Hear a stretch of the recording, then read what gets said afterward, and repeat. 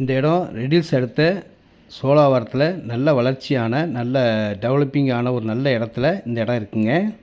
CMD approved இடங்க. 600 square feet இருக்குது, 700 square feet இருக்குது, 850 ஸ்கொயர் ஃபீட் இருக்குது, 1000 இருக்குது, 1100 ஸ்கொயர் ஃபீட் இருக்குது, 1150 ஸ்கொயர் ஃபீட் இருக்குது, 1300 ஸ்கொயர் ஃபீட் இருக்குது, 1400 ஸ்கொயர் ஃபீட் இருக்குது, 1900 ஸ்கொயர் ஃபீட் இருக்குது. எவ்வளோ இடம்லாம் வாங்கிக்கோங்க.